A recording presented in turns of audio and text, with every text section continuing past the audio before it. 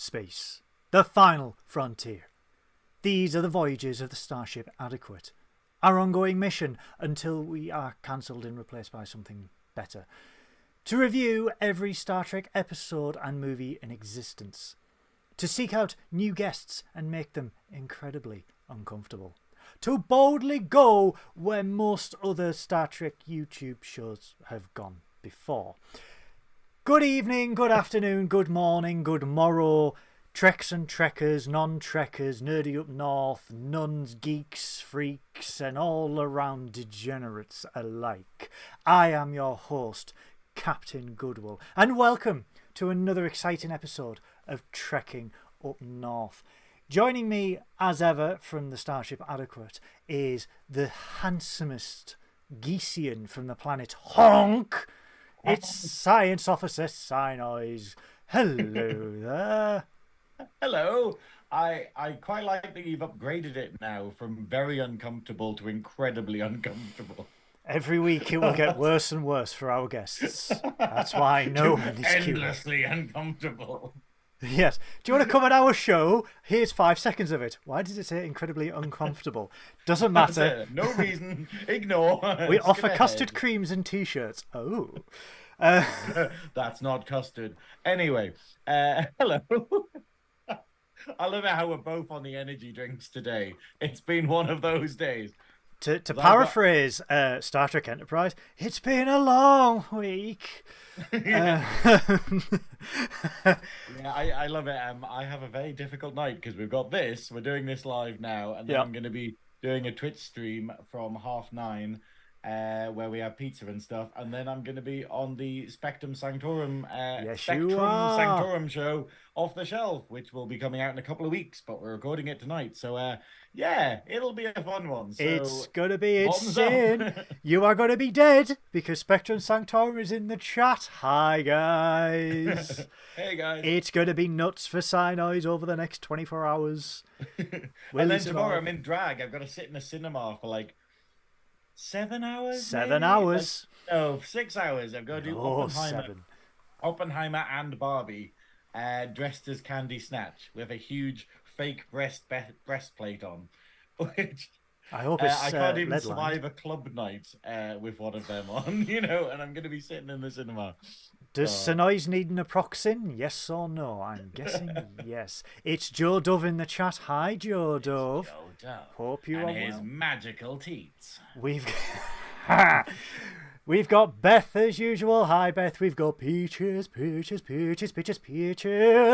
We've got Christopher Reed. I sincerely hope, Chris, with all my hope, that you gave Molly her Trekking Up North prize package and you did not keep it for yourself.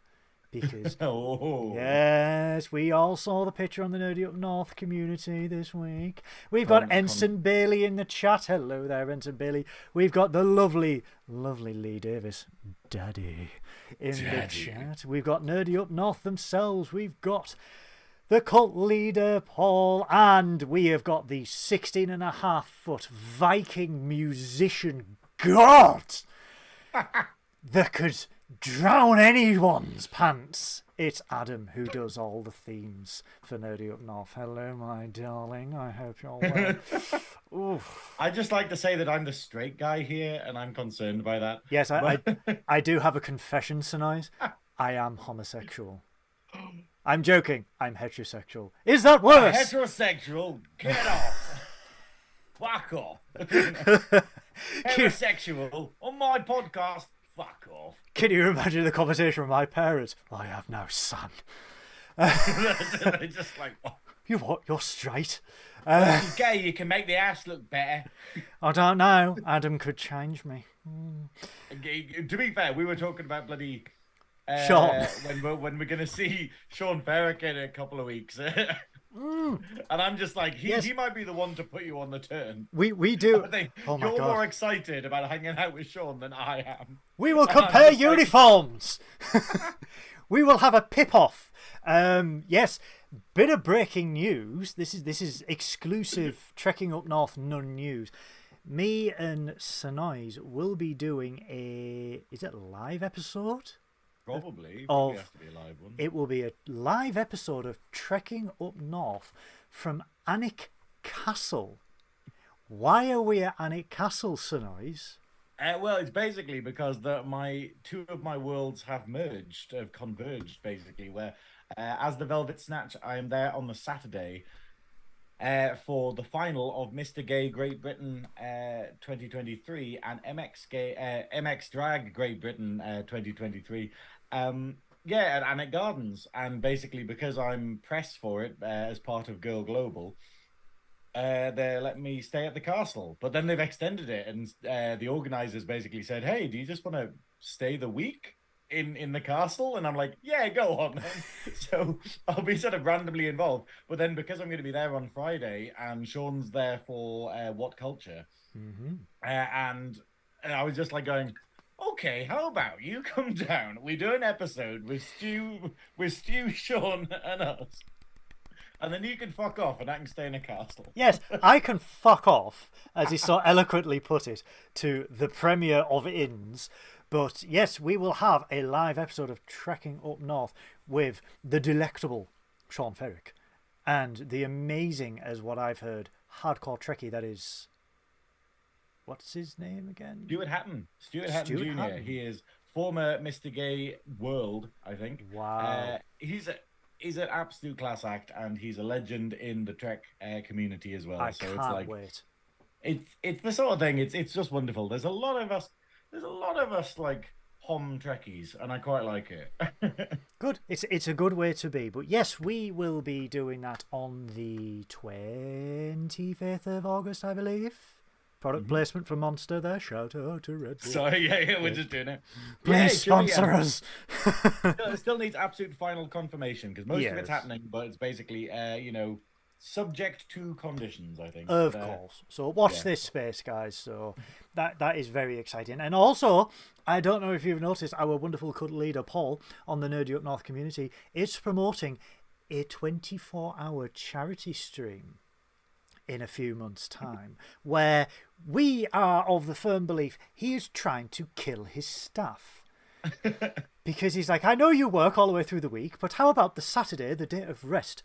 You die doing 24 hours of streaming, of gaming, of Trekking Up North, Monsters Up North, the Nerdy Up North main podcast, guest interviews, random phone-ins. It's going to be an interesting one, especially when we think of what happened when I did my 24-hour stream with Ian, and we all went a bit nuts by about like hour 16, I think. There was so much McDonald's consumed. So much McDonald's consumed. Disappointing McDonald's, I'm going to say. Really? Cookie Puss. That's a shame. That is... No, it wasn't. It wasn't. McDonald's was fine. It was the what was it? The Greggs. We ordered like a Chinese. We ordered like a Chinese in the morning, and it was awful. And I was just like, nah, mate, nah. But the offer is out there while Spectrum Sanctorum is in the chat. If any of you guys at Spectrum Sanctorum would like to be a guest on our charity stream, please slide into our DMs and we will talk about it off screen. However, Synoiz, we are here to review episode 8 of Star Trek Strange New Worlds season 2. Yeah. So shall we get into what is arguably one of the better episodes of the season? Well, I think the hilarious thing is watching, because I hedge my bets. I don't say this is the best, whereas you do, and then you get bested. Where you go, oh, that was the best episode ever, and then the next week you're like, that was the best episode ever, and then the next week you're like, basically we've got another amazing episode of Strange New Worlds, and just like, you know, when you take risks with a show and yet you pull it off really well, like. What has this season been? We literally had a very serious episode of the show, followed by the Lower Decks episode, which is like crazy comedy madness. Then we had like this episode, which is up there with like In the Pale Moonlight, maybe for like the seriousness. I'm gonna name an episode for you. Yeah.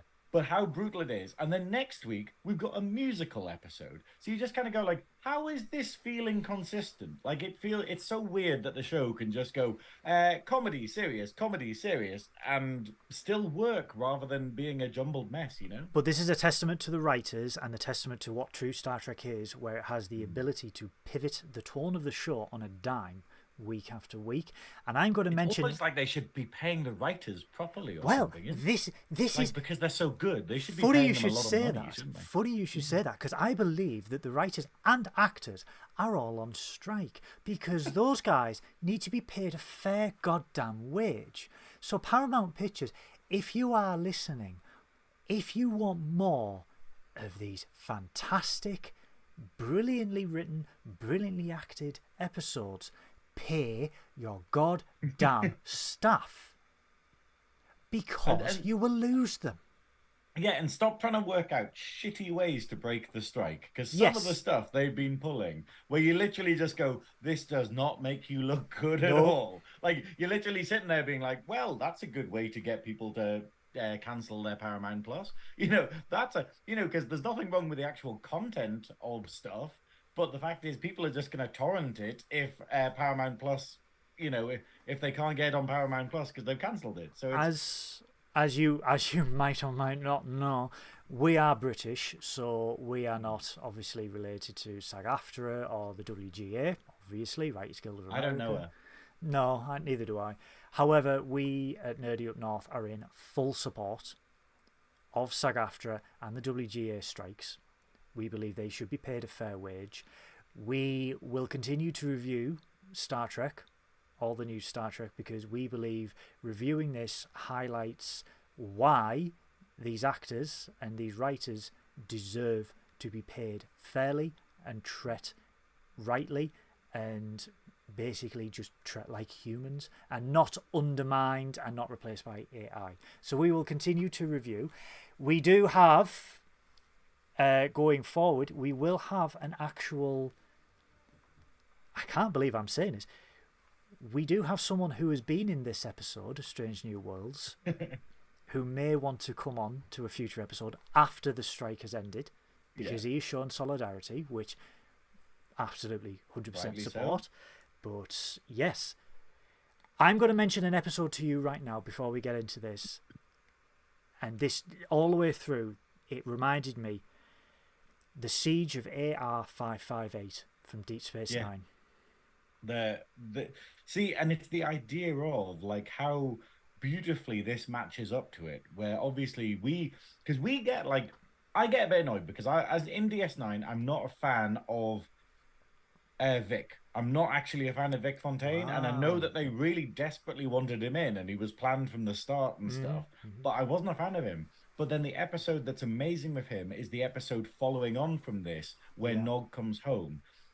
Because in the Siege episode, where we actually have Nog as like, kind of like he's very green, he's like a rookie, and yet he goes through that horrendous battle that is portrayed really, really well and pretty harrowing. Yeah.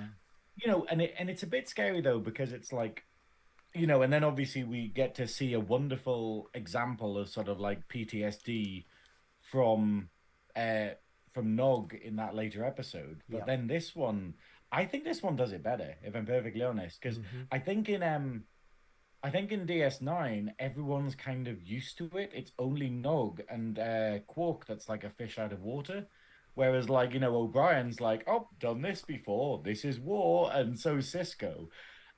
Whereas in this one, you get the impression, you get Chapel, but you also get Mbenga, where you can tell that he's not okay under the surface, and you can tell that everyone else is freaking out, and it's a very powerful episode that we've just had. We are getting into season 2, episode 8, Under the Cloak of War.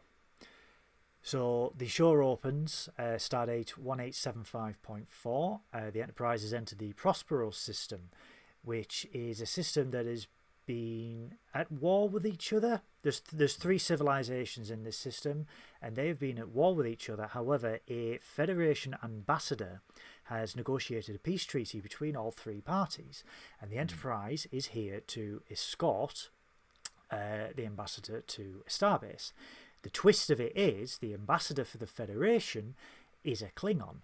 Now, for those who never saw Star Trek Discovery, the opening of Star Trek Discovery starts with the beginning of the Klingon War. So the Klingon War was instigated, and that's what kicked off Star Trek Discovery Season 1.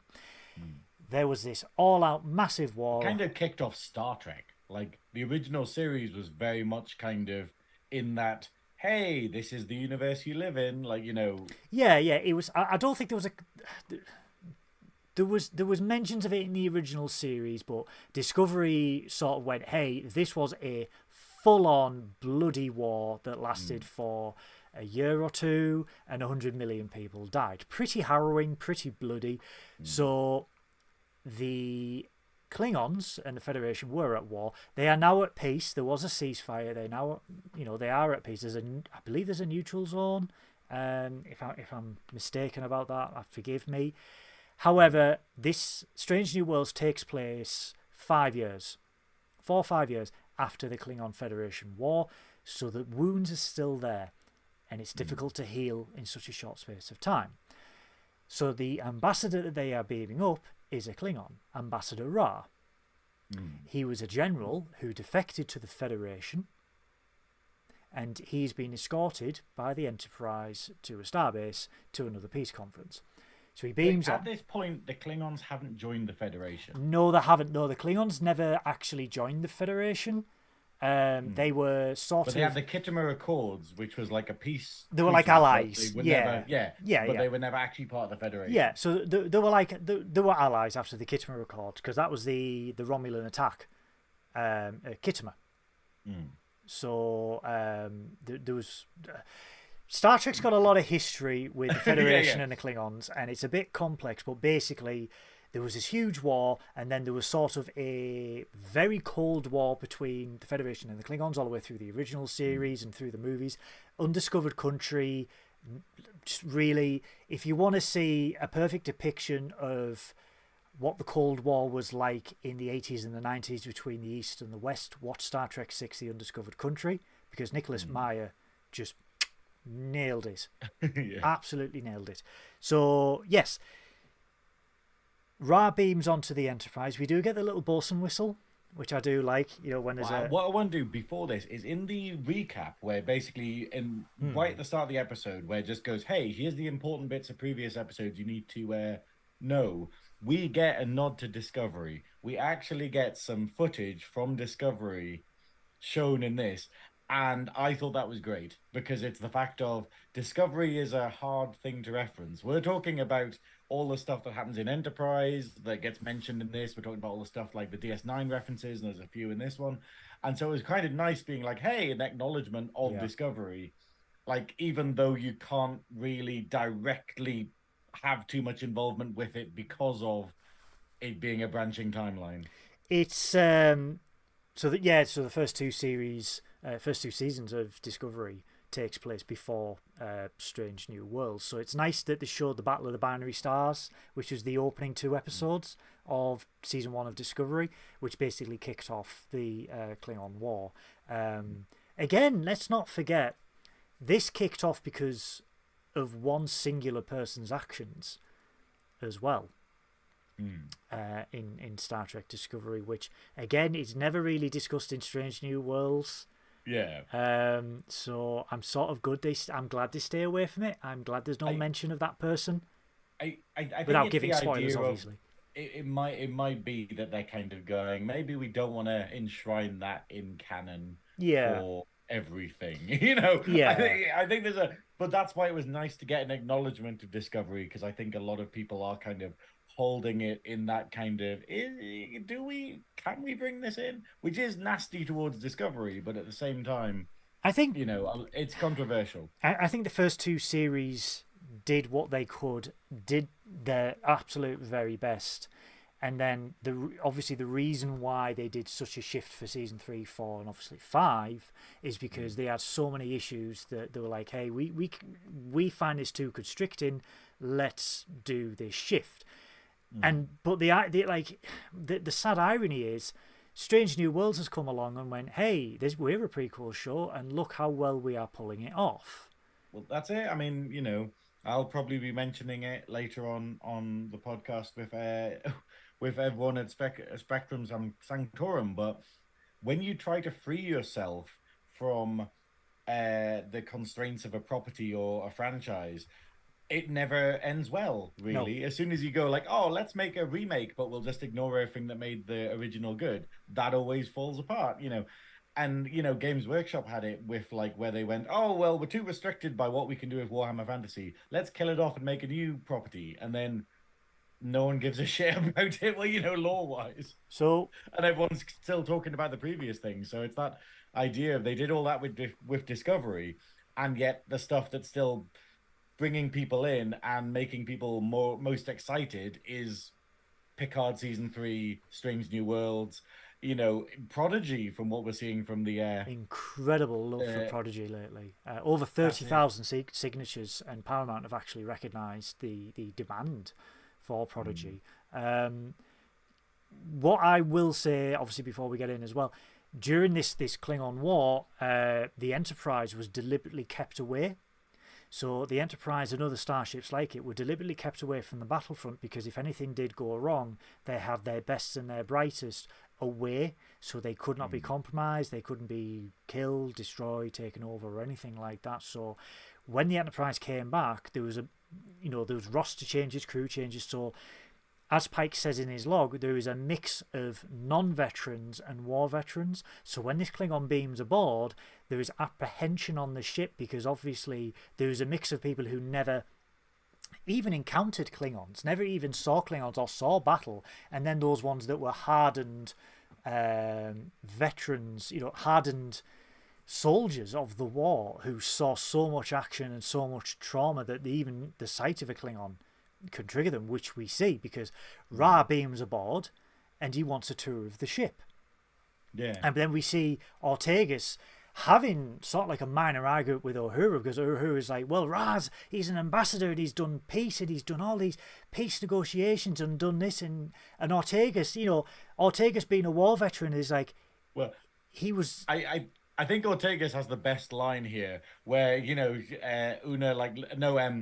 Uhura lists off all of his achievements and stuff, and like Ortegas is just like, oh, so he's done some stuff, but yeah, it's just like.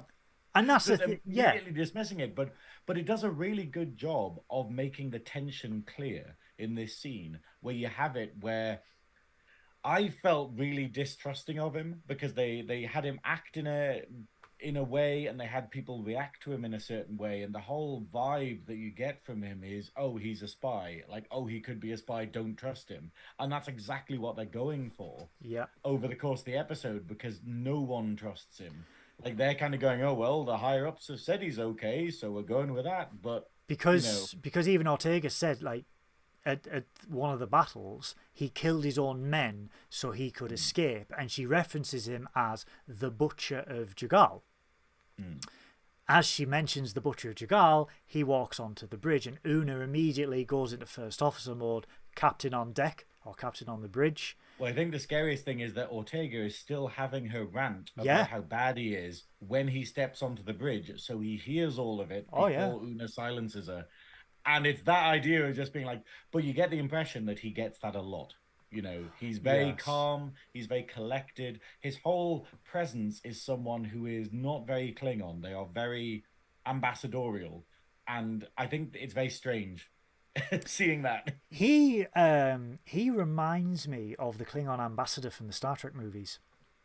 From Undiscovered Country, Star Trek 4 and stuff like that. Very ambassadorial. Which admittedly is a lot later than this. Yes. Like, it's kind of common at that point in the timeline, whereas here the idea of a Klingon being civil this close after the war is, people aren't buying it at all. Yeah, it's because at this time all people of the Federation have seen are warriors. They have not seen the diplomats. The Klingons are very diverse.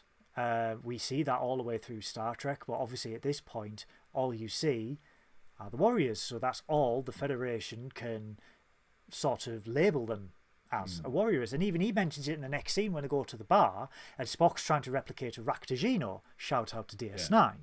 Which is a great one. It is a great Bringing one. them into the main canon. He's trying to replicate a Raktajino, which is a Klingon coffee, if anyone knows. And you can make it for real. All you need is mocha, cinnamon, and something else that I can't remember. But I have made it, and it is... Blood. It's lush.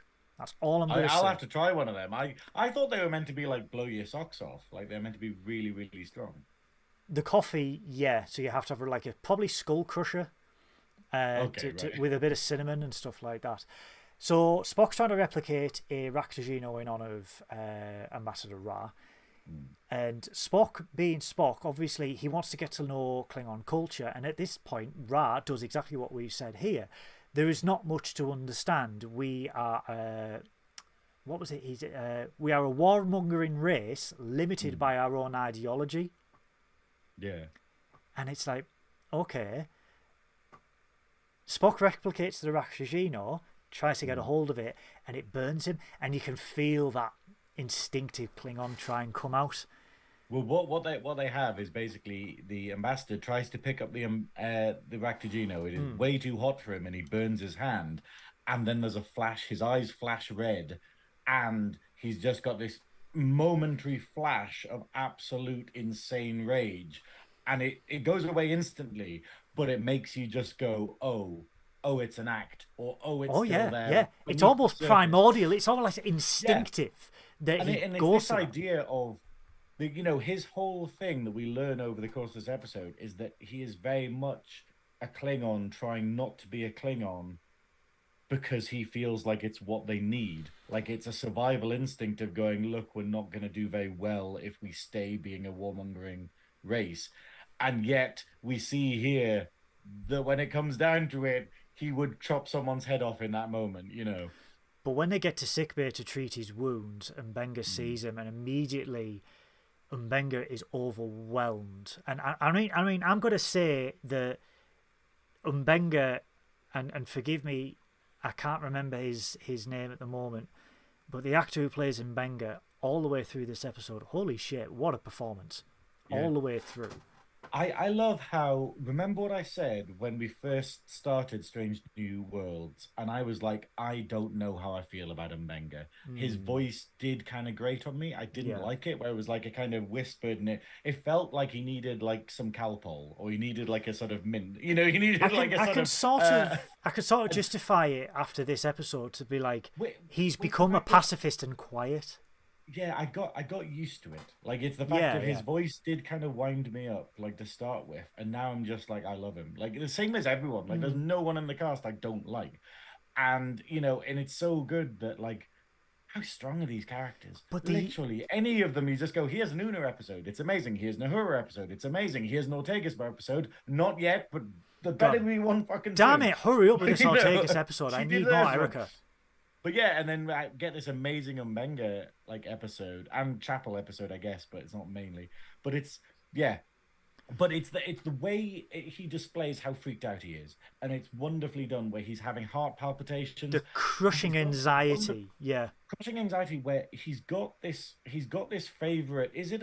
What is it he's holding? It's sort of like a no. It's sort of like a wrench. Yeah, it's because he's fixing Biobed too. Yeah, but it's throughout the episode. He basically has this, and he's clutching onto it, and it's almost like sort of not a totem, but like a sort of safety blanket that he's got, and it's this wonderful portrayal of being a veteran and this PTSD, and it's just so wonderfully done. Like because he's freaking out, and Pike notices, but like we just basically get Mbenga trying to get himself under control because he was not expecting this. Because he takes himself away. Yeah, he has worked very hard to suppress all of the horrors that he saw in this war, and then he's literally facing one of the main culprits of all of his torment, and he's expected to help him. That's the plot basically. So the next scene we do get. Also, guys in the chat, Beth, Sarah, if anyone writes this fan fiction, I will narrate it. I will narrate it for you in my best narrator voice. God, are they on about this fan fiction again? Yeah. Serious note, the next scene, we do get the beginnings of what happened on Jagal a few years ago during the Klingon War. So we see a shuttle entering the moon, Chapel on board. How are you gonna land in this combat zone? Oh, we're just gonna beam you as we're flying past. You know, basically they are hot dropping Chapel. So they hot drop her onto the into the outfit, which I've noted down. I'm just gonna call it MASH, because that's what it is. It's a MASH outfit. Let's be honest. It's a military age surgical. And it's wonderfully done, because this scene we have, because I wrote down in my notes, why are they teleporting one person? And it basically, the episode is going, because med officers are this important. Yeah. Like, literally, the pilots of the ship, they're getting shot at. They're at massive risk to themselves. Like, 2 pilots and the rest of the crew, purely just to get Chapel in where she's needed most. And it points out how desperate this war is. And the outfits are great, because I found it a good sort of thing, because we're used to the Star Trek we have in Strange New Worlds, Next Gen, DS9, where they're not at war for the most part. And it's casual. They're explorers. So they're wearing like lovely, like what you're wearing. They're basically wearing these like cloth outfits and stuff, and there's no anything like that.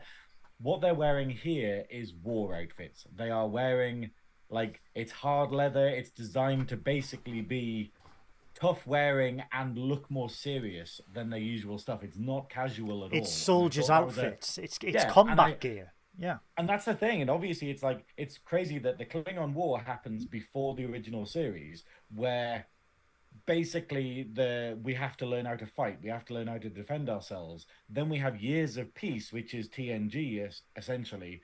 And then when we get back to war in DS9, people have forgotten how to do it again. And they're like, oh shit, how do we war? How do we defend ourselves? Well, if you think about it's this crazy thing of how society works, that in cycles. If you think about it, in Star Trek history, they had the Earth-Romulan War of the 2150s, and then nothing for 100 years until it wasn't against themselves. Yeah, until the Klingon War. So it's sort of like, I absolutely agree with that. But they hot drop her into this outfit. Who greets her? The veteran Star Trek royalty that is Clint Howard, who has been with a limp, who has been in, forgive me, I believe every Star Trek series from the original series up to Enterprise and Strange New Worlds. Now, when I mean he was in the original series, if anyone saw the episode where they exchange Tranya and it's a young kid, that is Clint Howard. He's come a long way. He has. If you think Jeffrey Combs is Trek royalty, Clint Howard is sort of like, he's the Bane. So he's like, I was born into Trek. I was murdered by it. I was molded by it. I did not see sci-fi until I was murdered. Holy shit, just to see Clint Howard, and I'm like, fuck me, they are bringing in the heavy guns. With that, it's how good he is. Like, as a character, he is a guy who's just been there forever, and it's kind of terrifying. He's kindly chilling, like as in horrible. Like, where basically he's just apathetic towards everything. He's literally like, oh well, the previous doctor died. Oh, the previous nurse died. You're in charge of all the nurse. You're the head nurse now. Oh, we don't have any of this kind of thing. Just make the best with it. Oh, they'll probably be attacking soon. We'll probably all be dead by tomorrow. So yeah, just carry on. And you're like, and he just does it so casually, so jovially, that you realize that he is just. He has been in. He is fully expecting to be dead very soon, and it's kind of terrifying. He was Balok in the Carbonite Maneuver in the original series when he was a kid. Let's just kick back and have some Tranya. He was Grady in Deep Space Nine in Past Tense Part 2. He was Muck in Enterprise's Acquisition. He was in Star. I didn't know that one. I did not know that one. He was in Star Trek Discovery. Will You Take My Hand? He was, and I'm quoting this, Creepy Orion. And obviously he's Buck Martinez in this episode of Strange New Worlds. But he is Trek royalty, guys. So if you ever see Clint Howard, it's like, oh damn, they are like bringing out. if you see Jeffrey Combs, you know that Star Trek is perfection. Because if you get... Do you reckon we're going to get Jeffrey Combs? We've had him in Lower Decks. We need him in live action. We do need him in live action. He needs to come back. Oh, they better fucking do it. They've got 2 episodes left after this. What if he's in the musical one? What if? Have you seen the trailer for season 4? I'm sure Jeffrey Combs can sing. My god! Have you seen the trailer for season 4 of Lower Decks? No. I haven't watched it yet. Okay. Obviously, Lower Decks does a lot of DS9 references. What if he's Liquidator Brunt? FCA. Yeah, that'll be so good. Combs need to come back. Yeah, get another petition going, guys. Get Jeffrey Combs back in. I'm sure they're on top of it. Yeah. Like, so seriously, from what Terry Metalis has done and what they've done with Strange New Worlds thus far, by purely having this guy in, you're just like going, I'm pretty sure it's on their list. It's probably just Jeffrey Combs fitting it into his schedule, you know. I'm kicking myself now because the Shuttle Pod's got Terry Metalis on this week, and they were asking for questions, and I was racking my brain for my question should have been, would you bring back Jeffrey Combs? God damn it. Imagine. I would, you know what? I would actually kill to have Wayoon. Or Shran from Enterprise. Wayoon might be dead. No, he's not in Enterprise. No, but I mean, like, but if they go back to Enterprise. If they go back, if they go back, but obviously, like, with his, like, one that's set in the future, 200 years, I don't think you could still do Liquidator Brunt in Legacy. Yeah, you could do Brunt, you could do Wayoon, because... Or someone new. Beta canon, he does come back. Yeah, someone again. New. But yeah, if you haven't... Anyway, if you haven't seen... if you haven't seen the... It isn't a massive Trekkie. If you haven't seen the trailer for Lower Deck Season 4, go and watch it, because you need to do scene by scene for that, because holy shit... The people that are coming back, I think Synoiz is going to be... We're going to need a wet floor sign when he watches Lower Decks. I do know 2 of these. Someone messaged me earlier today telling me that... what is it? Lena? Yeah. No, it's not a name. Roman Lita. Yeah, so that'll be great. But I can't wait for that. Anyway, yes. So Chapel beams down to the outfit. Martinez Buck is taking her around and basically said, look, this is the outfit, this is all we have got nothing, we have got no organ regenerator. And she's like, well, I need to report to the head nurse. Congratulations, you're the head nurse. I had to pull strings to get you here, so I fucking promoted you because I needed your ass here because you have got the experience. And it's like, how dire is a situation where it's like, we need her, but the only way to get her is to promote her to get her into the battlefield. Holy shit. I will say the only flaw in this episode, and I will say this all the way, the uniforms are wrong. Every patch says U.S.S. Enterprise on it. Does it? Yeah, well, from having a look in 4K, a lot of them said Enterprise. And there was a lot of red and yellow and blue and stuff like that. But anyway... So there's probably a reason. Yeah. So Buck's taking her to Tent City. As he's showing her around, she goes, "Who's that?" And all he sees is a pair of feet, and he goes, "Oh, that's Joseph. That's the doctor of the outfit." Yeah. There's then an alarm, incoming transport of patients. Shit's starting to happen. So again, guys, if you've seen MASH, this means the helicopters are coming in with the patients. Incoming transport, they're beaming in people from the battlefield who are in dire need. Holy shit. I mean, Chapel and Umbenga are just, they need to go to here, they need to go to the burn ward, he's got shell shock.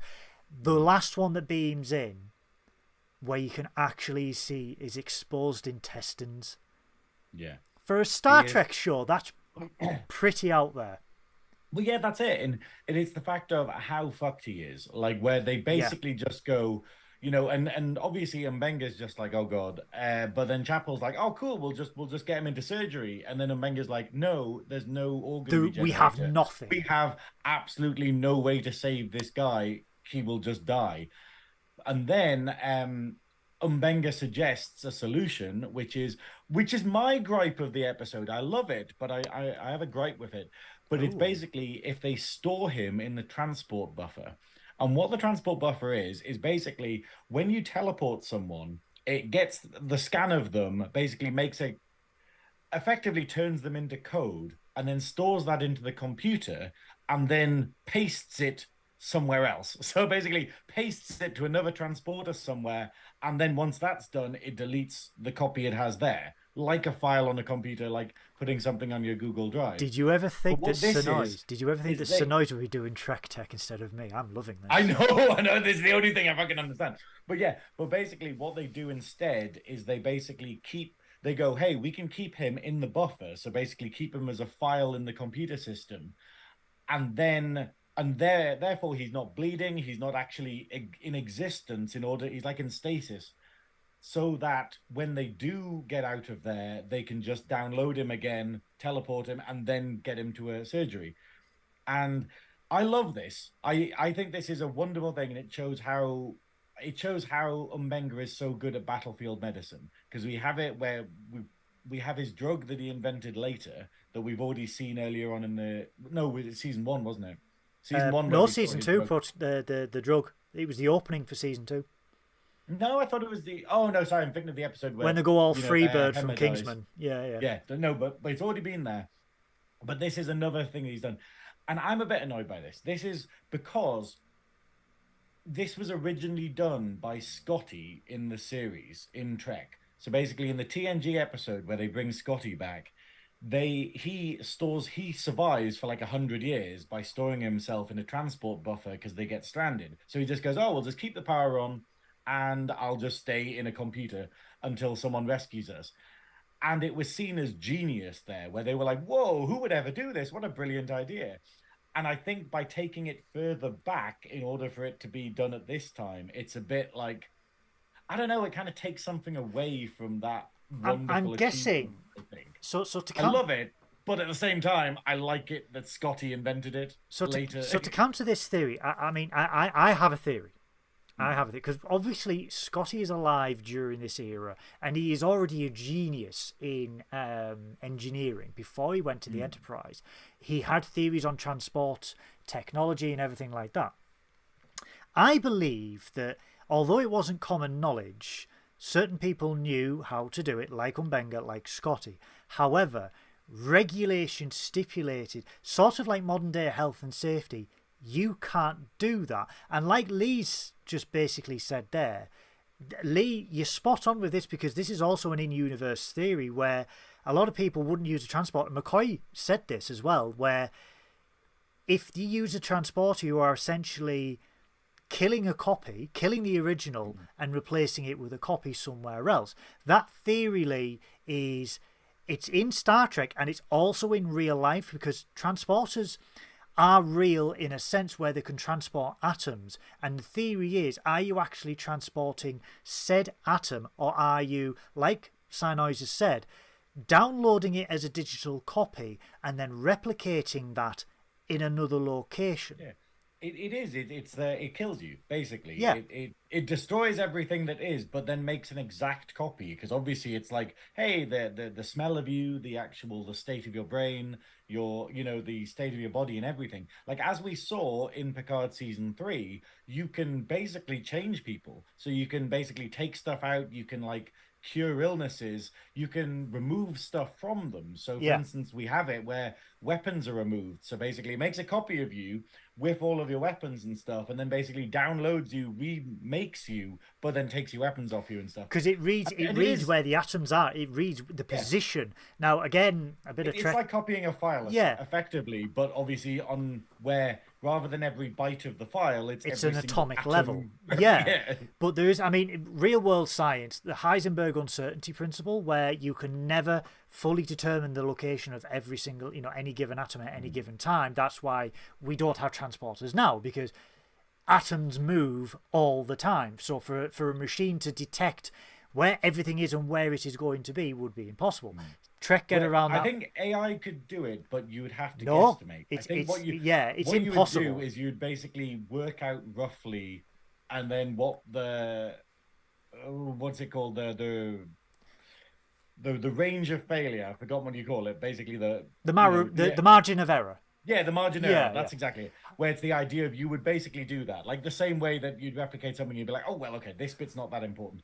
But that's the scary thing, though, and it's effectively that's what Trek is doing. But you nailed it on the head there, because we did have the Heisenberg compensator, which is what people on the next generation, right, okay. This is what scientists who works on the next generation got around, because they were like, well, we've got this theory, we can't do it. And they went, oh, we'll just have the Heisenberg compensator, which is an AI which determines and predicts the exact position of all atoms at any given time. Yeah. But like a transporter, if you are diseased, you can step into the transporter, and if they've got a recent file of you, they can just essentially Control Z your body to get rid of it. I mean, they don't go into it because it is a bit of a plot hole and a bit of a plot nightmare to do that. But with the transporter and Benga, like I said, I think they said this is possible, but it is not recommended, and we do not allow it.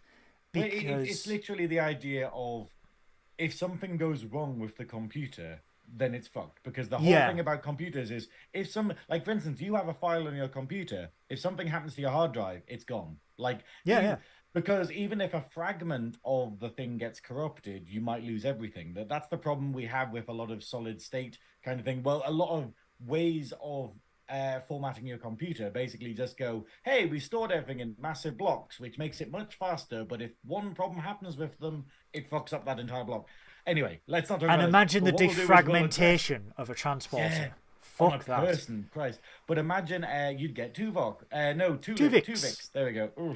But anyway, Adam Bailey's asked a very good thing there, where he said there's an episode of TNG where you see an entire transport from Barclay's point of view, and he is conscious the whole time. Yes. I don't think he's conscious the whole time. No, he is. He's basically but I mean, like, I think basically for the sake of the episode, it prolongs how long that you're aware that you're being transported. Yes. So, we kind of see it as like a second where it's like you fade out, whereas for him, basically, in order to kind of show that there's something moving around, rather than it just being on film, being like, oh, there we go. Because he can see it, tell it's moving, tell it's there, or, have it latch onto him. But, but I don't think he's conscious of the entire process, but it's extended for the episode. But what was it? Is it something else I'm thinking of, where they basically had someone? Oh no, it's Moriarty, isn't it? Where he's like, I remember being in your computer and I was fully conscious throughout the whole thing. Professor Moriarty. But we don't know if he's lying, so we don't know if that's actually true or if he was just, just saying it in order to get sympathy. We did a review of that. If you want to go back to watch that, go on the Star Trekkin playlist on YouTube. However, back to Strange New Worlds, present day Enterprise. Can I just point out how much fucking memory must be in these computers? Like, imagine, like, my computer has like a sort of 4 terabyte drive in it or something, which isn't too much in the scheme of things now. But it's the fact of, imagine how much a person would be if you had to track every fucking atom. I'm sure they were on about something like teraquads or something like that. Yeah. And this one here, the scariest thing about this, as we'll see as the episode goes on, the thing that chilled me to the bone in this episode, is that the way Umbenga talks about it, it sounds like there's more people in there. It sounds like he's used this technique already in this deployment, and that there might be a lot of people actually stored in the buffer. And this is a common thing that he's doing until they actually get more help. And that's kind of scary, how much memory there must be to store all of these people. So, anyway, I'll let you get on. Back to present-day Enterprise, a few hours after the ambassador has arrived. Umbenga is fixing Biobed 2, it keeps going down after they had a Gorn attack in Season 1, so he keeps constantly having to fix it.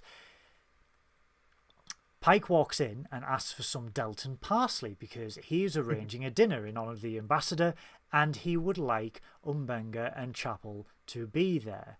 He knows how uncomfortable they both are with them being war veterans, and he levels with them and he basically says, look, there have been protests about Ambassador Ra on previous postings, and Starfleet is eager, and the Federation is eager, that veterans interact with Ra, who is a Klingon, to show a sign of unity and an image of, no matter what happened in the past, we can put it behind us and work forward for a common goal, which is admirable for the Federation, but obviously as they are war veterans, and it is still easier said than done, and it is very, very raw, which we will learn throughout the episode. Umbenga, naturally, he is there for Pike, so he agrees. Chapel agrees. And Umbenga says to Chapel, I don't want to give Ra the satisfaction of chasing me away from the captain's table. And I'm like, this guy, as we've seen already, this Klingon gives him massive palpitations, massive PTSD, and it's taking every bit of his will to get to this dinner and get through it. Another flashback to Jagal, where Mbenga and Chapel are operating on a young ensign whose pulse stops, his heart stops. And as they are doing surgery, Chapel goes, what do I do? What do I do? And Mbenga just straight away, get in there, massage his heart with your fingers. Massage it. Literally, it's so brutal that Chapel basically has to put a hand inside this guy visceral. And squeeze his heart. Yeah. Basically pump his heart until it starts working again, because they can't, he's wide open. They literally can't use the electrostimulators. What are they called? Defibrillators. I'm not saying that, but the fibrillators. The fibrillator nerves. The buzzy ones. Yeah, the buzzy sticks. There we go. Yeah. But and just how scary this is. But she does it, and it actually works. We get a pulse going, and then basically what they do is they stabilized him. They've got his pulse going, and then they go, right, cool, dermal team, and that's they the dermal move team. on to the next one. Yeah, the dermal team come in and basically give him skin again. So all of the area where he's had like half of his chest blown out or whatever, they basically just patch him up, and then he's good to go again, which is terrifying. And then, like you say, Mbenga and Chapel move on to the next patient. It's shown as very visceral, this whole thing. It's visceral, but it's visceral, it's raw, and it shows that all emotion is completely and utterly suppressed because they have got a job to do on the battlefield. They have saved this person's life, but they've got no time to celebrate because they go, right, he's breathing, dermal team, next. Yeah. We then quickly go back to outside of Pike's quarters where we see Ortega's pacing just outside. Mbenga comes. He knows why she's there. And the one thing I will say, and someone can clip this if you want, Melissa Navia, your ability to display dozens of emotions all at once in just your face to show how a character is truly feeling is amazing. And it is a testament to how good of an actor you are. Yeah. Because holy shit, I love Ortegas, and she is funny, but when she is upset, you see all range of emotions. We see an amazing... This episode is fantastic because what we see different variances of, PTSD, like veterans, but they're all different levels. So you have Ortegas, who is visibly can't really hold it back. She doesn't want to be in this situation, and she doesn't care that it's like a political thing. She doesn't care that she needs to be, that it's important for the Federation and that she needs to like put on a face and push through it. She literally is like, no, I don't want to be anywhere near this guy. He's a nutter. Whereas like Chapel is in the middle. Chapel is basically like struggling to sort of contain her feelings, but fully understands why she needs to and is trying. And then Mbenga, who is very careful, who's not letting people see his true feelings. Only the people closest to him can see how much it's actually bothering him. But he's doing the thing that is Mbenga's character, which is staying strong for other people. Where he is probably on the inside worse than Ortegas. He is probably seen worse than Ortegas, but he is putting on a face and he is telling her, look, we need to do this, okay? And it's wonderfully done. This whole scene is absolutely wonderfully done because how many times, chat, have we been in a situation where we are freaking out, we are panicking, we are having the worst day of our entire lives, and we have to put on the brave face and help someone who's probably not having as bad a day as you, but you still do it because they need that? It's wonderfully portrayed, this whole thing. The way, because when they are at the dinner and the way Chapel is distanced and Spock can sense it, the way that Jess Bush portrays the apprehension, the downright hate she has for him Yeah. Because Spock says you look under duress, and you can feel, like, just looking, you can feel Well, how tight. She is holding a glass of like whiskey or whatnot, and she's holding it right to her chest, like Yeah. tight. You know, it's literally she's gonna break the glass practically. Like it's that sort of. Yeah, and it's a very much her body language where she's trying, but she's failing at actually hiding her real feelings. Well, this And is Spock picks up on it. But what we have throughout this episode is Spock trying to be involved with human emotions and not being very good at it. Like, and he comes across as really bad in this episode. yeah. And it's a testament to his character where basically he's trying to be human. He doesn't quite do it very well. And it's like having a child in a situation and exacerbating the problem. You know, Yeah. where basically you're just going like, okay, cool, like mum's upset, but can't deal with you right now. And we get it throughout this episode where he's trying to help and he's just making things worse. Whereas what he should be doing is stepping away, but he doesn't, you know. Yeah, and she doesn't want to talk about it at all. Yeah, she Simple is as that. literally like, just leave me alone. Yeah. Talk to me again when he's off the ship. And yet Spock is like, no, let me pry. I can help. And Yeah. yeah, and this whole scene is very uncomfortable between them. Well, he goes to distract Ra because Ra's obviously blagging about his exploits as an ambassador and all the peace accords that he's done. So Spock goes over to discuss Sun Tzu's art of war against the Klingon equivalent, which is taught to children on Kronos. I haven't heard this.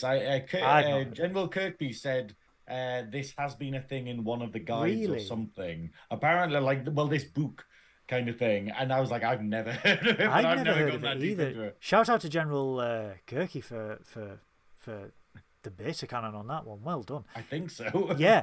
So this allows Umbenga to walk away from the conversation with Ra and join Chapel on the other side of the room. I mean, the way that it's set up on the camera, where there is obvious distance, but they've done it in a way where the bulkhead is sure that the pillar that holds the bulkhead in the quarters is between Chapel on this side and Umbenga. Chapel and Umbenga on one side and Ra and the rest of the crew on the other.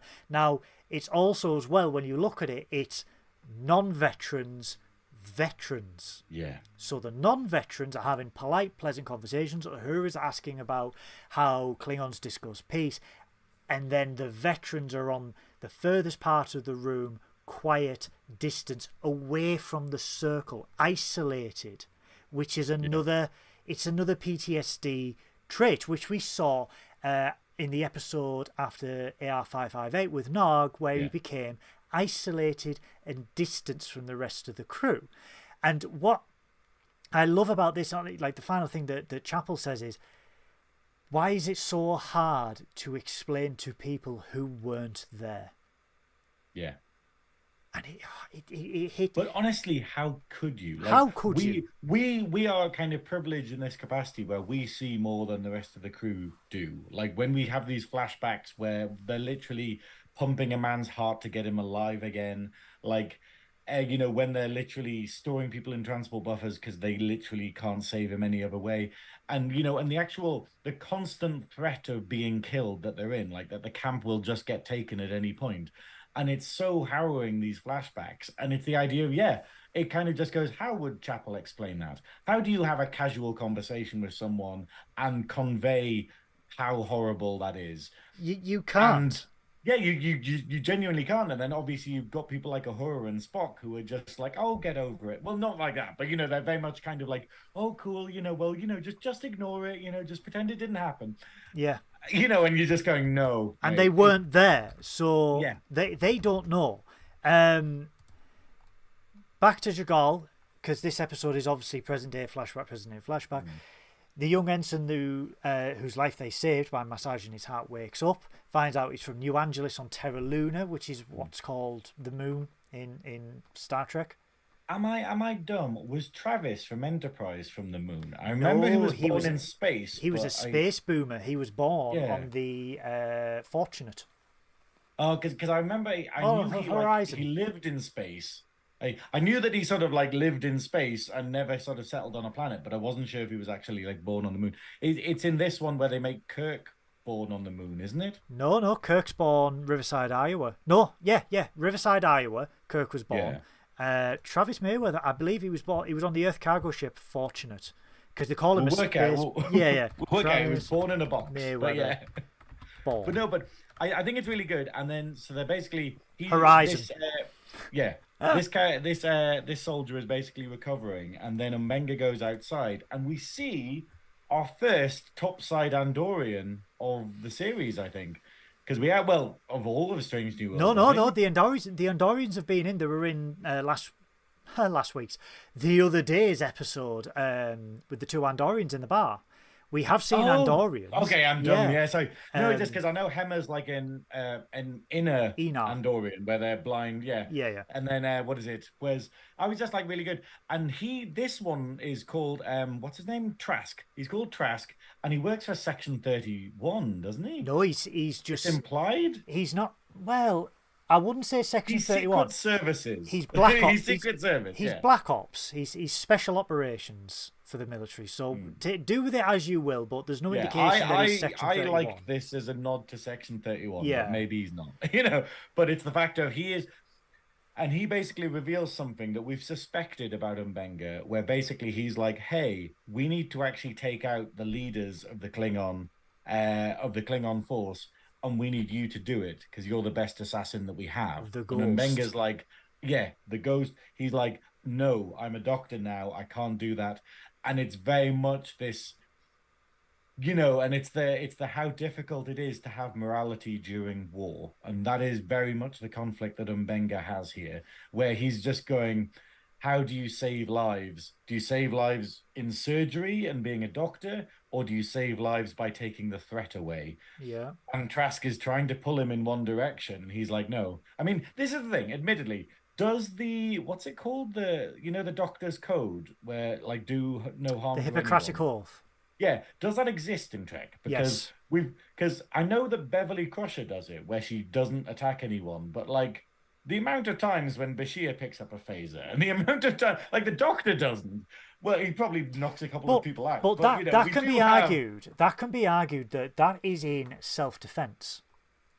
So the Hippocratic Oath, obviously, I will do no harm, but there is obviously an element of self-defense in that. So, I mean, in to be fair, I'm arguing about this now, and we semantics. did have an episode where Chapel and Mbenga literally killed a ship full. They went all Freebird, okay. But he also asked but Trax also asked about Protocol 12, which we find out is the name of the drug that Mbenga and Chapel taken in episode 1 of season 2, and he said, "Well, do you have more of the protocol?" Well, Starfleet don't make it.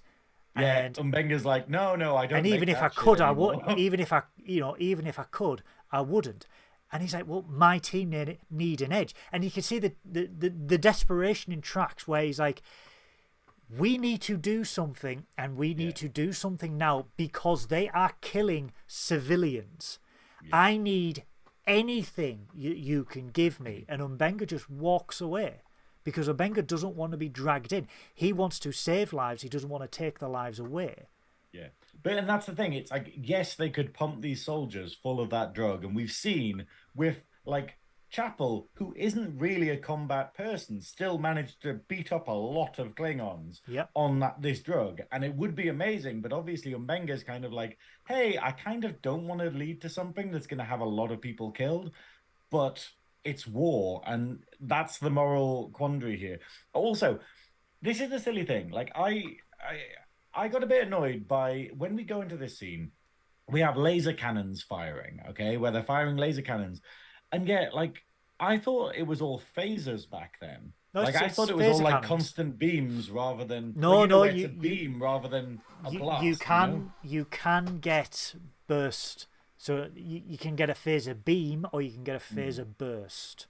Right, I didn't know that, but I was kind of going, oh, that's a bit other sci-fi, not like Trek necessarily. You can have one or the other, but obviously in the Next Generation and stuff like that, it was and the original series, obviously, it was like phaser beams and stuff like that. But in later Star Trek, as digital effects improved, you then got the phaser bursts. But that was it. That's why I thought that in this timeline they hadn't done that yet. They didn't do burst technology, and then it's later on that they go, "Oh, cool, we've got different missiles. We've got anyway." It was there. So anyway, the dinner scene part 2, where Ra is talking about the negotiations that he's just had to do on a Prospero between these 3 civilizations, and he mentions that Jagal changed him, and this is where Umbenga, who has been gripping very tightly the side of the chair, pops up and says, Jagal changed a lot of us.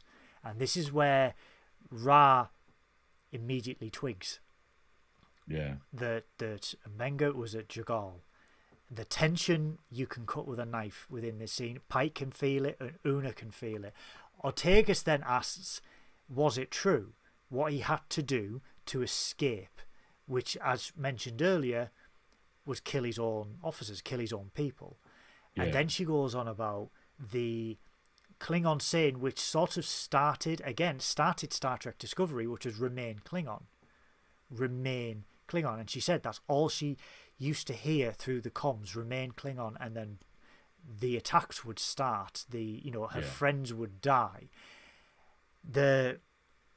The way that Melissa Navia plays this, where she's just at that cusp of an outburst, and where the way Pike and Una just says, stand down, Lieutenant. The way that Una carries it in a calm but assertive manner, and it just the way that the elastic band is stretched but not to a point of breaking throughout this scene. Ortegas walks out. Chapel goes after her because that's her excuse to leave, and then that's it, because Ortegas literally storms out. Like she's does. Not meant to, and she doesn't even excuse herself. But then Chapel basically just goes, I better go and make sure that she's okay, and just takes it because she's this close to being like Ortegas. And then basically Pike looks at Umbenga, notices how tightly he's gripping the chair, how much he's struggling, and basically goes, hey, do you want to check on Ortegas as well? And Umbenga accepts the offer, but then Ra grabs him on the way out, firmly by the arm as well, as you can see, and the way that Umbenga looks as he does it as well. Ra asks Umbenga if he would like to do a sparring match of some Klingon judo. There is a Klingon name for it, but I'll be damned if I can pronounce it when I'm this tired. Tiddlywinks. Klingon tiddlywinks. If they would spar, I didn't actually write this down. I wrote down all the other fancy words, but I didn't write down the name of this sport. Because I thought you'd have it. I was like, Goodwill. No, I did not have subtitles on. What are you on about? Just me leaning on your expertise all the time. So Umbenga very quietly says, I will have to check my schedule, and walks out. Back to Jagal, the flashback, we see the young ensign whose life they saved just sat outside the barracks, the MASH camp, just sat there, and Umbenga immediately comes over and goes, you should be in bed. And we get this beautiful exchange between them both, because he goes, what are we doing here? What are we doing here, Doc? And Umbenga goes, why did you join Starfleet? I joined Starfleet to explore, to learn. Nothing of what I've, that's not what I've been doing lately. None of us have been doing that. Umbenga states that he joined because he wanted to find new ways of healing people, new treatments, new medicines. He, rightly or wrongly, compares the Klingons to a disease that is spreading and that will not stop if these colonies fall. They will not go back to Kronos. They are a disease that needs to be stopped. And he encourages the ensign to remember what they are fighting for, remember the home that they love, the people they love. We need to fight for where we live and who we love so these people can live in peace. I have to say, I didn't get the name of the young ensign, the actor who played the young ensign, but Holy shit, what a performance for a young But kid to do that. this is it. He's very prominent. He like asserts himself really, really well, considering that he's only in 2 scenes and one of them he's unconscious. 2-3 scenes, So it's like The next like scene, 3 scenes and 2 of them he's actually talking, but he's still, The next scene, though, I will say, shout out to a friend of Trekkin Up North, Damon, Canadian actor, who's been in our chat previously. Damon is in this episode, in this scene. He is a background actor. He plays one of the Federation soldiers. So, Damon, shout out to you. Love it when you are able to come onto the show, because we would love to talk about your experiences being in this episode.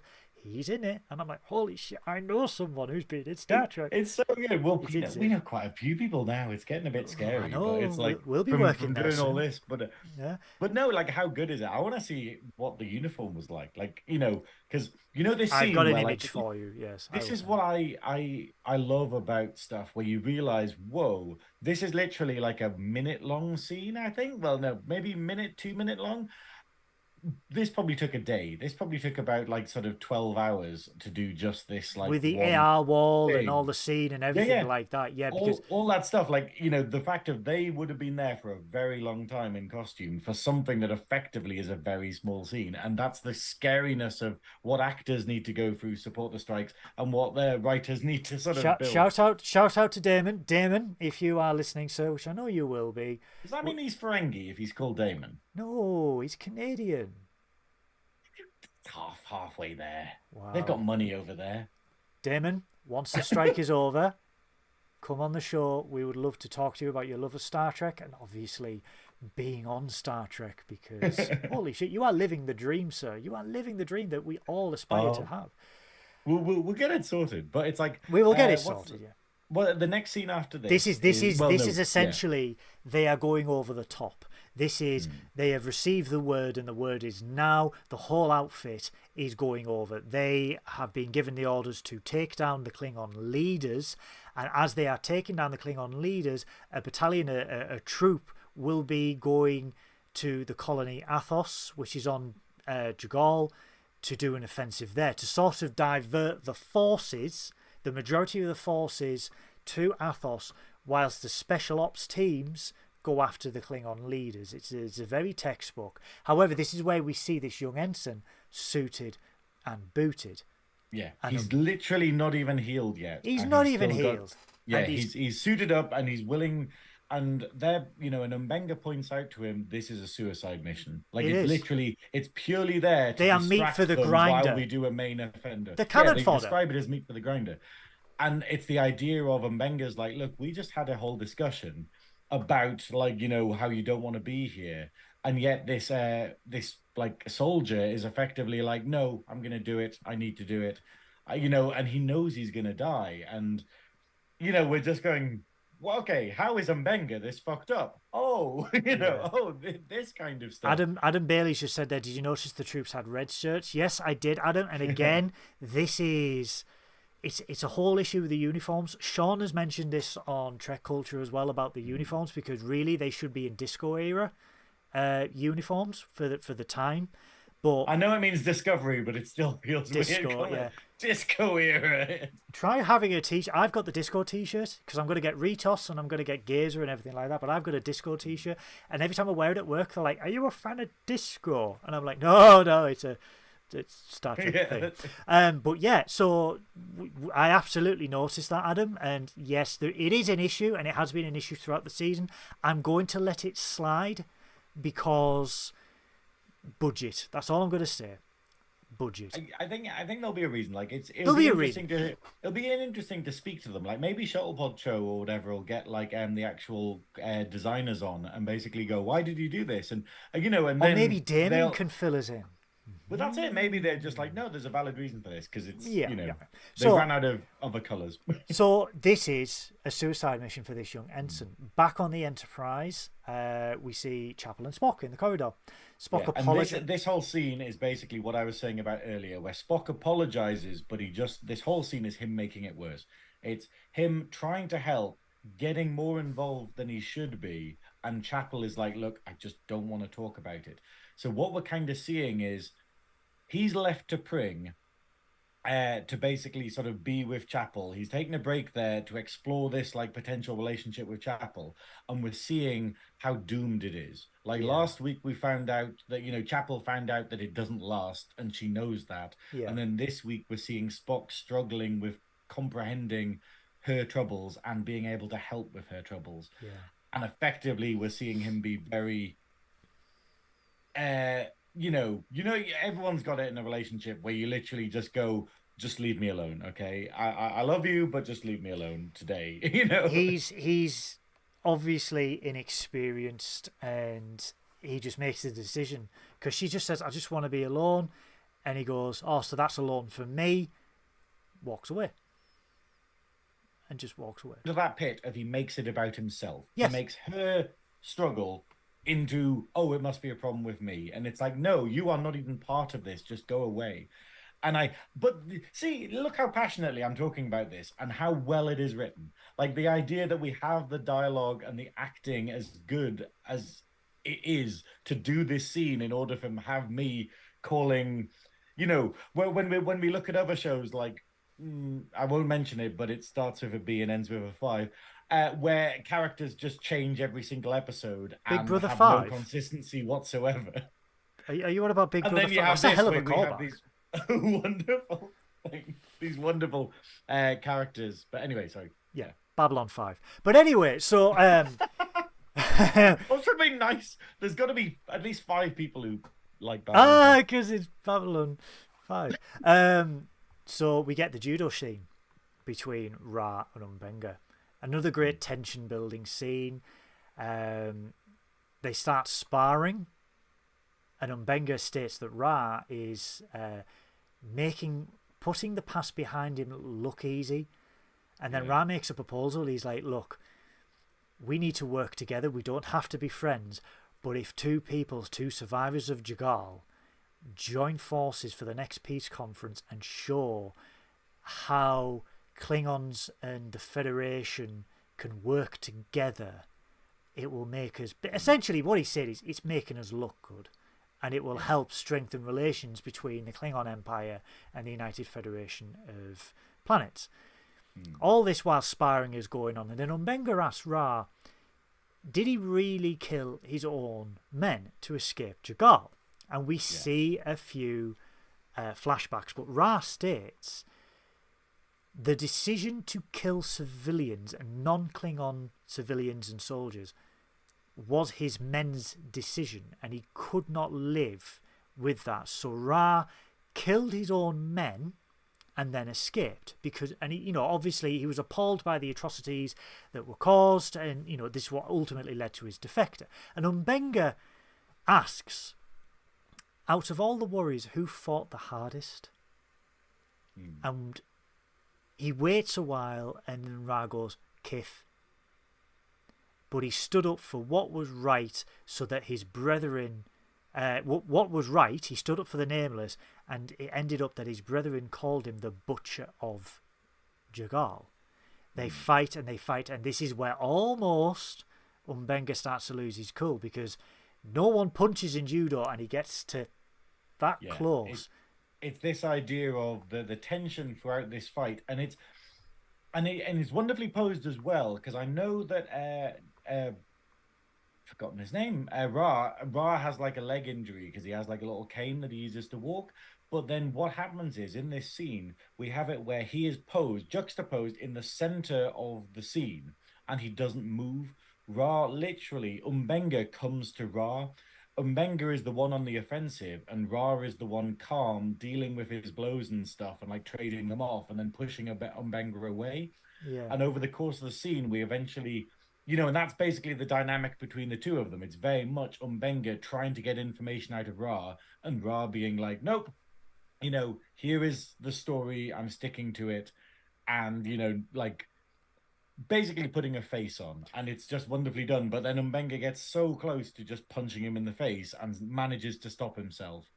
But then Ra basically just goes, oh well, I've got to go now. And then Adam says he's got an issue with the gowns. So do Klingons use Earth-inspired judo G's? Is it G? Forgive me, I've never. I think done it's judo. geese. Geese. Sorry, my mistake. I think it is. I think so. Or are the Earth ones that they made the Klingon wear for the spa? I'm guessing Earth ones. Yeah, it doesn't seem like Klingon clothing. I'm guessing they've obviously just used judo outfit. Yeah. I mean, I am. Again, I am just guessing that Klingon geese will be far more armoured and pointy. However, in the sonic shower, we see Umbenga again. Also, I just want to say, we have a scene here, Umbenga in the sonic shower. Is this the first time we've ever seen a sonic shower being used? Oh, right. No. Because I literally was like, they've always been a thing for Trek. They've always been there, that they have sonic showers where they vibrate the dirt off you, I assume. We first saw them in the motion picture. With, right, okay. It's probably one of the ones that I haven't seen. But it's only I dare say 3 or 4 times throughout 60 years that we've seen a sonic shower. Yeah.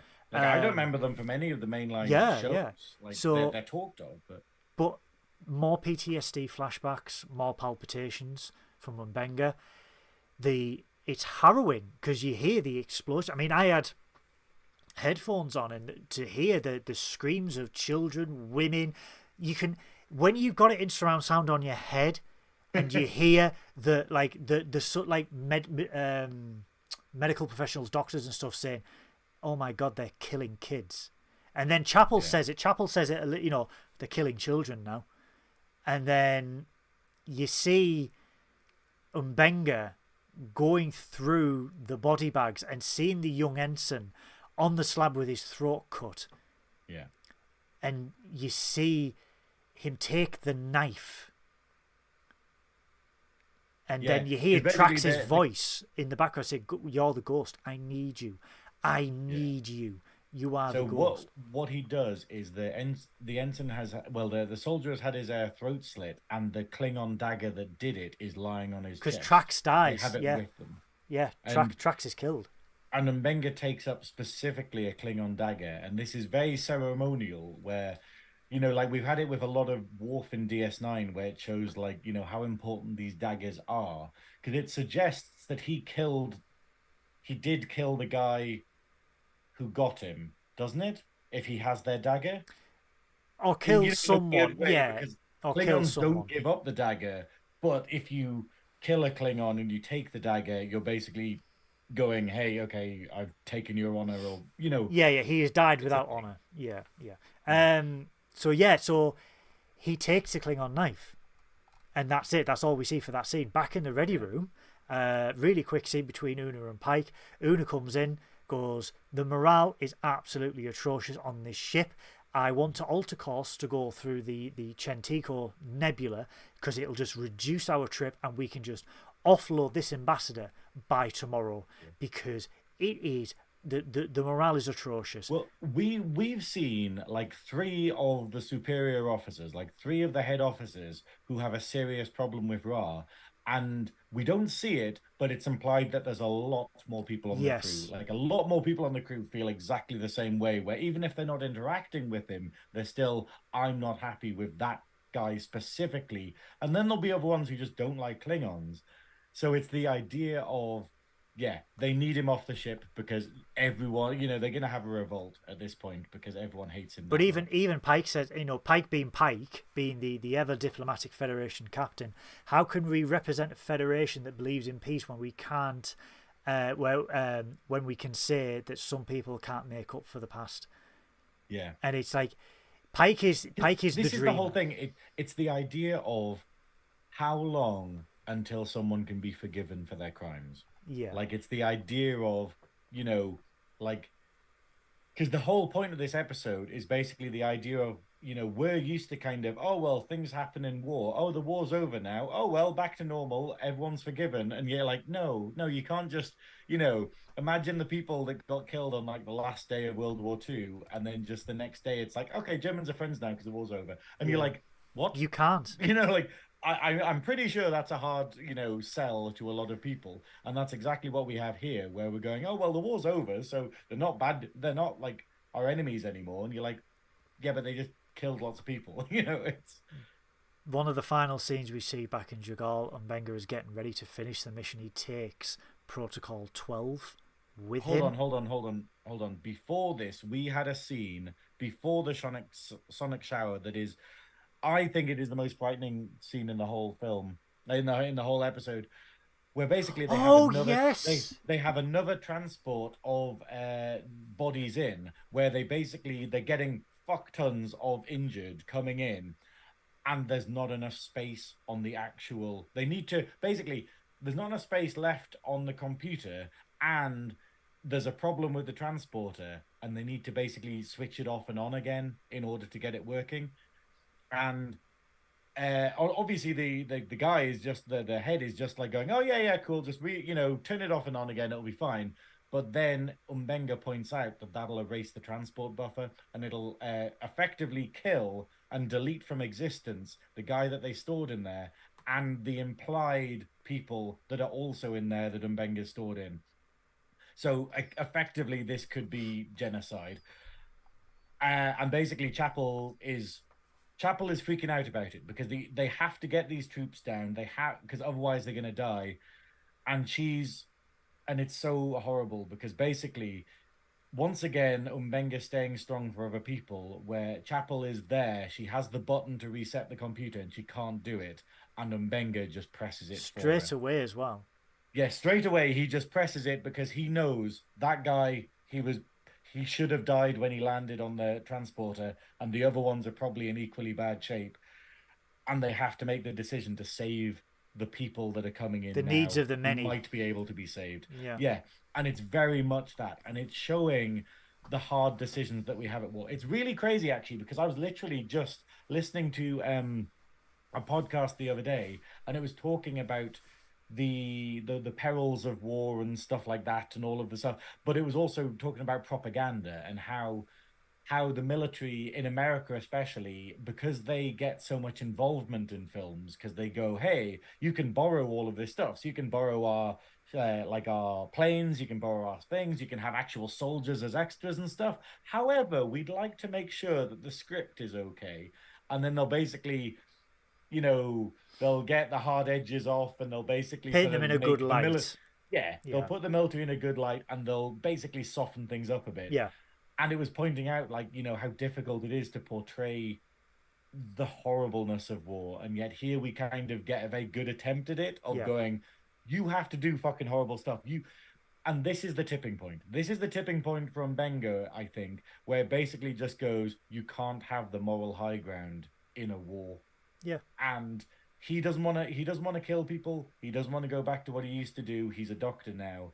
But he realizes, we have a job to do. This is the only way to do it, so we will do it. It's as simple as that. The next scene we get with him, where you see him with the Protocol 12, which we've seen will make him into an absolute unstoppable killing machine. He has the Klingon knife, and he heads off. But he gives Chapel the box with another one, and he says, if the Klingons breach the line, you take this and use it to escape. Yeah. You use Protocol 12. Which is showing that he has a supply of it. Yeah. And he told Trask specifically he doesn't have any, but he'll give it to Chapel. But this is interwoven with a scene in the sickbay where Ra walks into sickbay to try and reason and to try and speak to Umbenga. And Umbenga very calmly, I don't want to speak to you, please go away. Yeah. And Ra is trying to reason with him, trying to reason with Umbenga, make amends for what happened. And this is one of the very, very few times you hear Umbenga shout.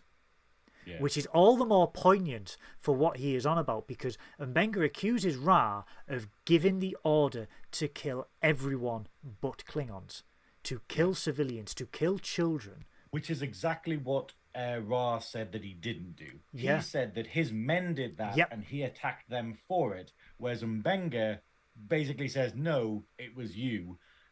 And then Ra's basically going, how would you know that? And Umbenga literally goes, because I'm the person. Yeah, because he said, what he says, because it's a good plot twist, because he goes, Kif didn't fight the hardest. Yeah. And that's when you see the flashbacks and holy shit, stabbing that Klingon in the head. Yeah, we literally. So what? Basically, he says to Ra, "Kif didn't fight the hardest," and then it cuts to Umbenga literally murdering a room full of Klingon generals, Yeah. and Ra like getting away, and the ball drops for Ra, where he realizes that his actual charade effectively it won't work because Umbenga was there. He Knows was the the truth. butcher of Jagal. Knows, yeah, knows that Ra was the person who ordered women and children to get killed, who had no sympathy for anyone, and then cowardly ran away from the battle as soon as Umbenga showed up and started killing everyone. Yeah. And it's that idea of just going, so effectively what happens next, we just need to phrase it in this way of Ra is a piece of shit.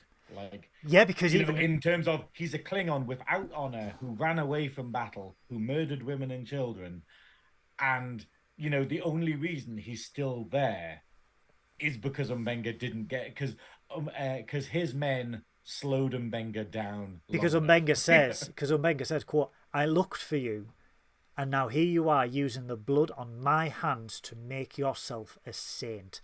And even then, Ra is still trying to defend by saying, "They need saints. Look at the work I've done. Yeah. Look at these nice things that I've done. I'm helping peace." And yeah, it might be true, but it's a lie. but this is the one of the few issues I have.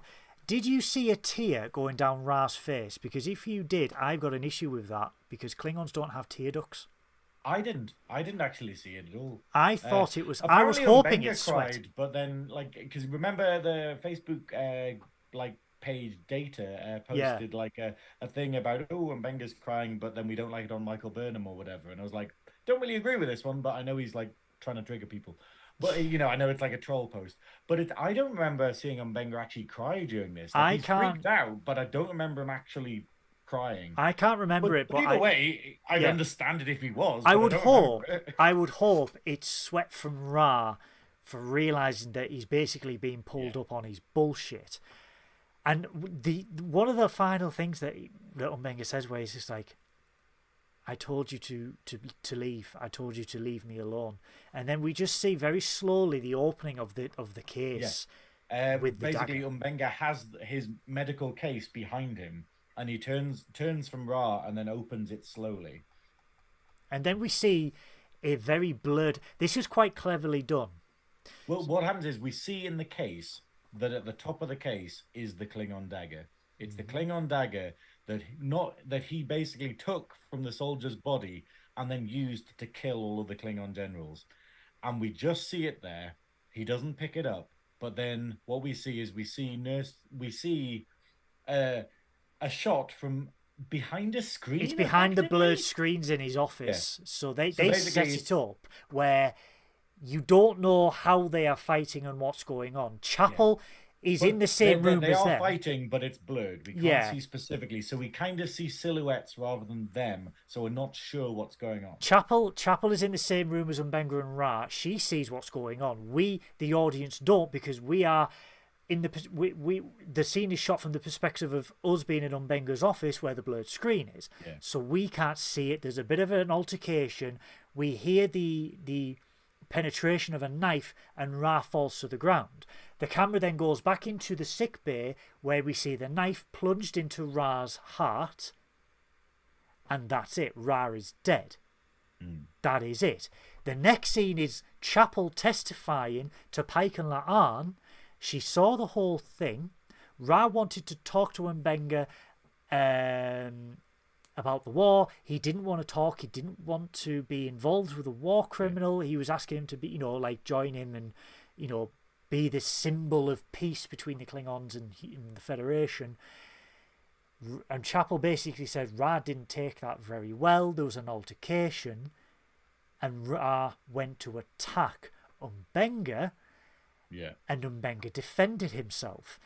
All the while in the background, there's a DNA analysis on the knife, the dagger, which confirms... It's in the back of the screen behind them. It literally has a DNA analysis, and then they go into it, and then we find out that the blood on it... Yeah, the only DNA present is the 3 Klingons that were killed and Ra. bearing in mind that the crew still believed that it was Ra that killed his officers so he could escape. So there is no trace of DNA on Umbenga, on the knife from Umbenga. So basically, so what happens is Ra's story is actually turned on himself, where basically Pike and Una are looking at the evidence and they're like, yeah, it totally tallies. It corroborates. It was Ra's knife. It was Ra's knife that he brought with him into sickbay. We can tell this because it stabbed the people that he said that he stabbed, and then Umbenga had obviously wrestled it off him and then stabbed him, Ra, with it in self-defense. And this is what's amazing about this episode, because it's another in the pale moonlight, which is what I love about Trek, where basically bad actions are taken because they need to be taken. And effectively, this is Umbenga. Like what Adam's saying in the chat, Umbenga left the dagger, so did the Klingon pick it up? No. I think Umbenga picked up the dagger and stabbed Ra straight in the fucking chest. And I think it is. It's murder from Umbenga, but it's basically closing this arc where that's what he intended to do all those years ago. He didn't get to do it then, and he should have done it then. And it's kind of, it's a weird kind of closure thing of basically maybe some people shouldn't be forgiven. Well, this is what Umbenga says in the final scene. The grey area of the episode. This is what Umbenga says in the final scene, because Pike sort of confronts him in a way in sickbay. Pike is like, this is a bit too neat and it seems a bit weird. And I'm not quite happy with things. Like, he's very much kind of, oh, well, that tallies, he said like tallies and stuff. There'll be an investigation. There'll be an investigation, but you will be cleared because there is no evidence to suggest anything else, because there is no DNA. There's a witness that corroborates, blah, blah, blah, blah, blah. Umbenga states that he didn't start the fight and Ra was living a lie. And, and he saw his true face. And basically, Pike, who is still, yes, he's an experienced captain, but like, he just basically says that, Pike, you did not live my life. You don't know what we went through. You still believe that people can be forgiven. What if some people cannot be forgiven for what they do? What if I told you that it was Ra himself who killed children? Was it justice what happened to him for that? Did the diplomatic corps know who he was and they still let him represent the Federation? Where is the justice for the victims of the massacre at Athos and Jagal? Where is the justice? Where is the line? And I really like this because Umbenga is he's unrepenting. No, he's not. He's like, we see that Chapel will lie. We've seen that Chapel will lie for Umbenga, and she's like, oh, this is what happened, and she's lying to Pike. She's effectively going, oh yeah, it was self-defense. But then Umbenga is literally just going, don't ask me questions you don't want the answer to. And throughout this entire scene, he is very much like, I'm glad he's dead. I killed him. He needed to die. And it's very much this kind of attitude of going, look, there can't be forgiveness for everyone. And it's this idea of, because this is the grey area we get, where after wars, what happens? Like, after, like, this is the scary thing. We have, like, Oppenheimer, like, where we get into this thing, not Oppenheimer, but basically, like, Hunters on Amazon Prime. Yeah, that's it, exactly, where we had a lot of sort of people who performed war crimes during the Second World War, and then because they have benefit to other people, they are forgiven. They are literally like, oh, well, actually, because you got enough money, you're spared. Oh, because you have scientific knowledge. Such the NASA program. Yeah, that's it. Because, you'll help us get into space or whatnot. Or, oh, you can help us in a time of need kind of thing. We'll forgive you for these things. But does that actually take their sin away? Yeah. Does that actually... And that's it. And the whole point is that there isn't a happy answer to this. There isn't a good answer. There's not like a bad answer. And that's because the world's like that. The world is shades of grey. And this is what I love most about Trek. This is why I love DS9, because people complain about it. They're like, oh, Sisko, he did all those horrible things and he just turned a blind eye while these other things are happening. And oh, Kira's a terrorist. And you're like, yeah, That needs to happen. But the ends justified the means.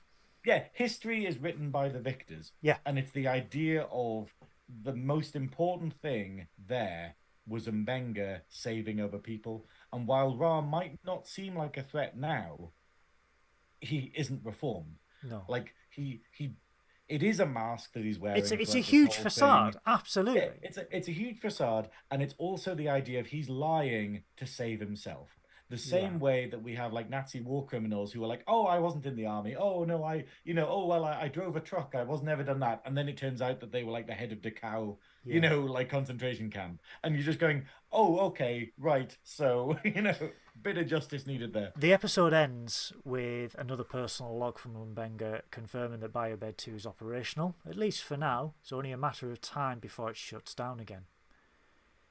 It's a wonderful metaphor. Yeah, something's breaking away that can never be repaired, only managed. And that is how this episode ends, straight to credits.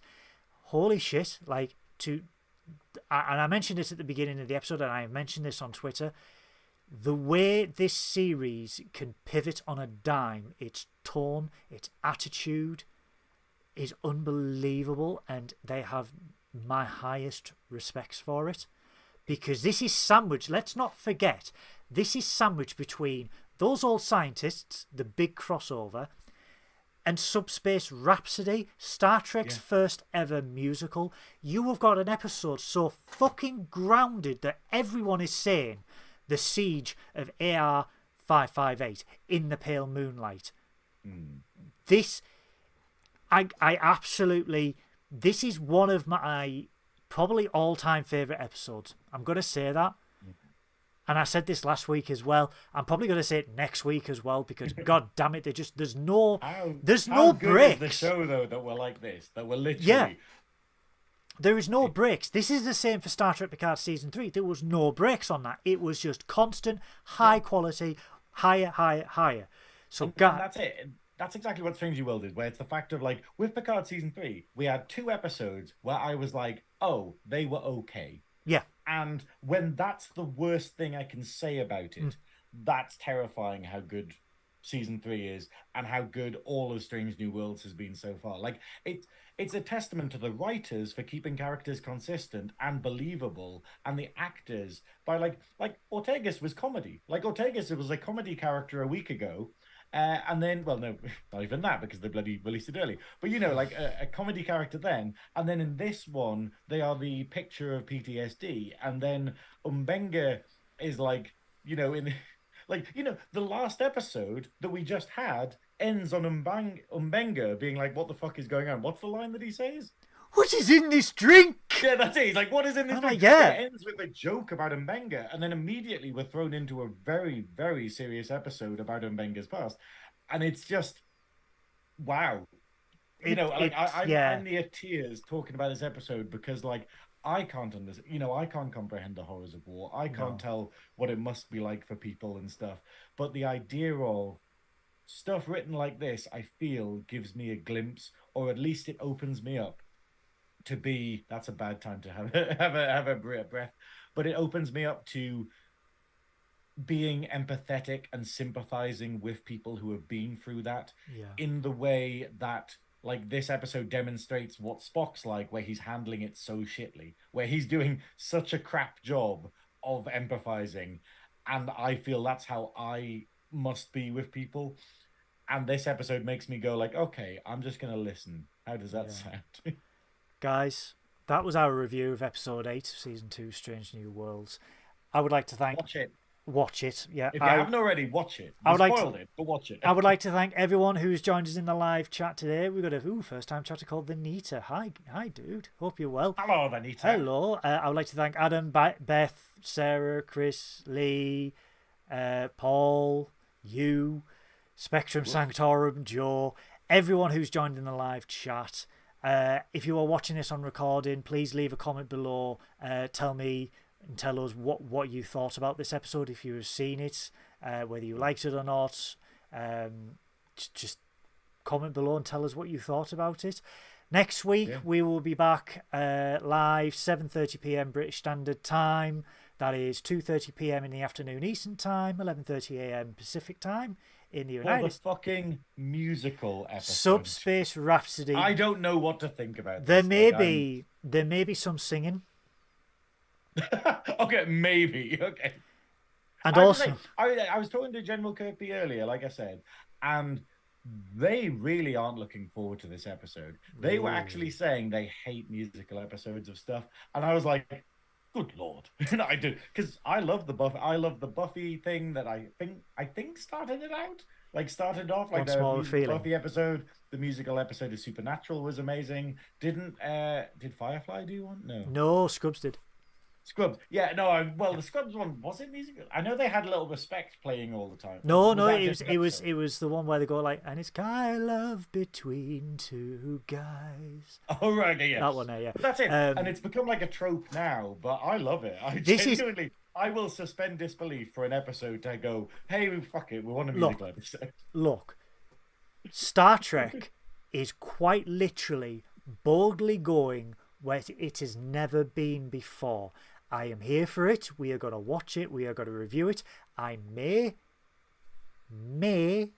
sing my opening monologue. Good Lord. Because I love you guys and I love making you laugh. Can I sing? I'd be like, I like to push the pram along. Of course. Good. We will be back next week, as I said at the times mentioned there, 7:30 p.m. British Standard Time. Nerdy Up North will be back on Sunday with a new podcast episode, which is quite great because it's a weird crossover again. We're talking about it's same as Anik, I guess, but basically on Sunday I will be back. Well, I won't be there, but the Velvet Snatch will be there. Oh my! Along with the Girl Global crew of Thotter Stew and Jim Bunny Glenn. We'll be joining Paul and Sammy for an episode about RuPaul's Drag Race, where we will be talking about. I don't know how we're going to talk about it, if we're perfectly honest, because effectively we have like 2 or 3 hours to talk about a show that's had about 25 seasons. Oh, you can do it. You can do it. We will have Monsters Up North on Monday. You will have me back on Twitch on Tuesday, 6:30 p.m. British Standard Time on a Nerdy Up North Twitch channel. I will be reading some Sonic fan fiction and maybe playing a video game, because apparently you guys prefer one to the other. If you don't follow us on YouTube, what are you doing? Give us a subscribe, click that like button, tickle the bell. Give the bell a good tickle. Squeeze, it really helps the algorithm. Loves that. You can follow Nerdy Up North on everything on the description below. If you like us, you will love the Shuttlepod Show, Trek Culture, Spectrum Sanctorum, the Clone Star podcast, and our gorgeous 16.5-foot musician, our house musician, Adam.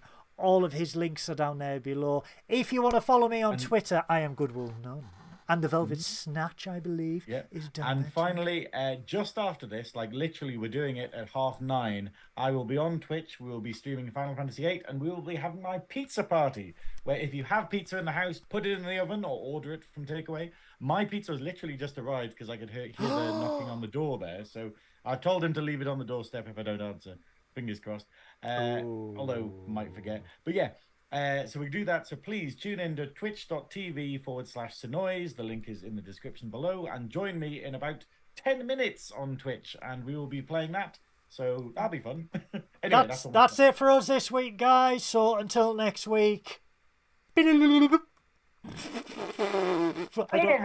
don't have a sound effect. Beep, beep. Miles. Captain Goodwill to U.S.S. Adequate. 2 to beam up. Bye. Goodbye. Miles. Miles?